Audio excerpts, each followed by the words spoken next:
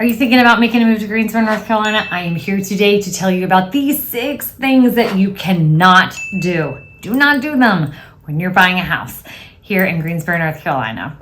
My name is Meredith Parsons. I'm a realtor. I live here. I love it here. I want you to move here and love it as much as I do. So please, if you will, I would love it so much if you would like, subscribe, and turn on notifications, because each week I'm going to be taking you on a little tour, a little adventure of all things Greensboro Triad area, and I wouldn't want you to miss out. You ready? Let's go.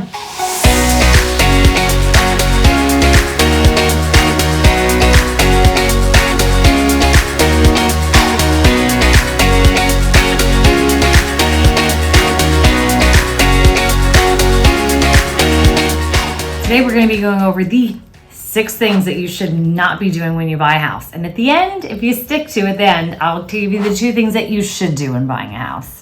Number 1, do not deposit large sums of cash into your bank account.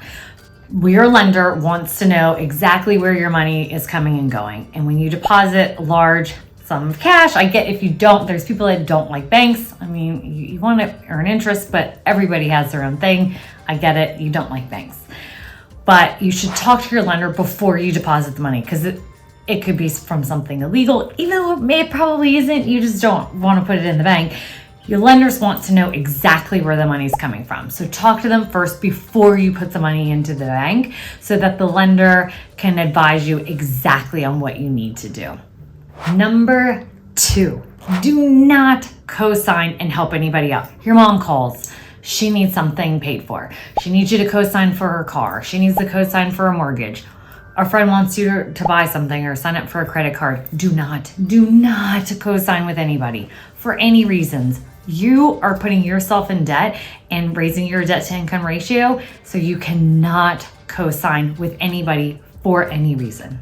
Number 3, even if you hate your bank, even if you cannot stand them and they wronged you in some way, you cannot switch banks.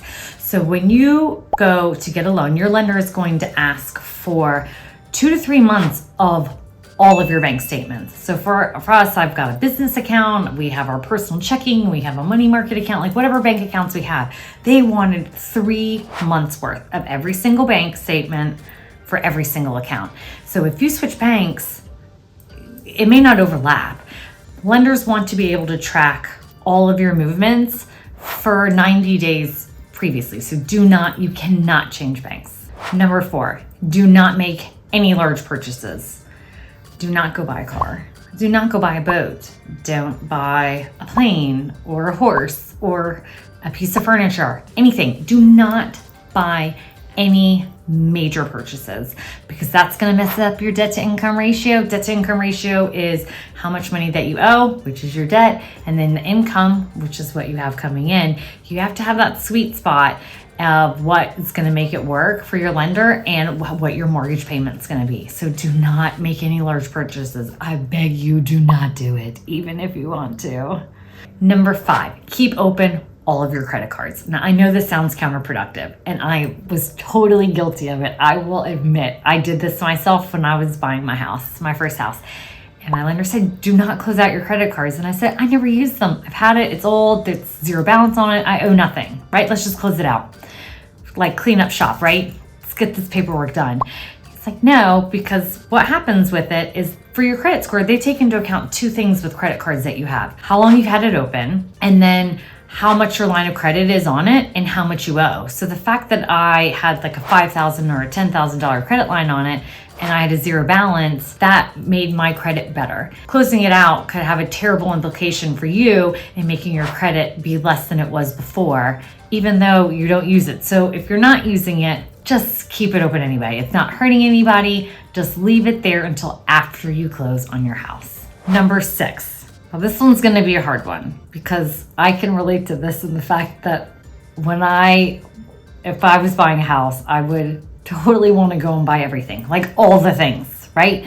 I would want to go to Home Goods and buy everything there. I would want to go to Target and buy things. I would want to start buying furniture and mattresses and curtains and everything that would go in this house. I'm so excited for the house, right? Do not buy anything. Like, do not open up any lines of credit. because that again is going to affect your debt to income ratio, and you should not be purchasing anything that's going to mess up your income or your debt to income ratio and your credit score. Here are the 2 things that I'm going to need you to do when you're buying your house. Number 1, I need you to be completely and totally honest with your lender. Tell them everything. Tell them if you've had a blip or something that may come up, or maybe by chance, like you need to put money into the bank because you've got all this cash at home, or maybe you've switched jobs. This is another instance of you potentially losing thousands of dollars because you haven't been honest with your lender. And you need to be with somebody that you feel comfortable with, and that you could tell them all your information financially so that you're not going to lose out money going through the loan process because you haven't been honest with your lender in the beginning.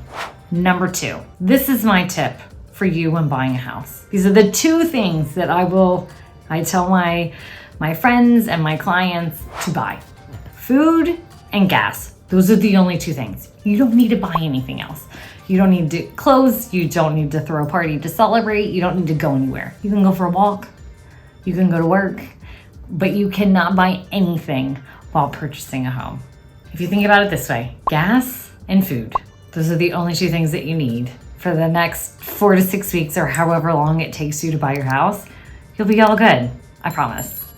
I appreciate you sticking to the end. If you've got any questions or comments, put them in the comments below. Thanks, I'll see you next time.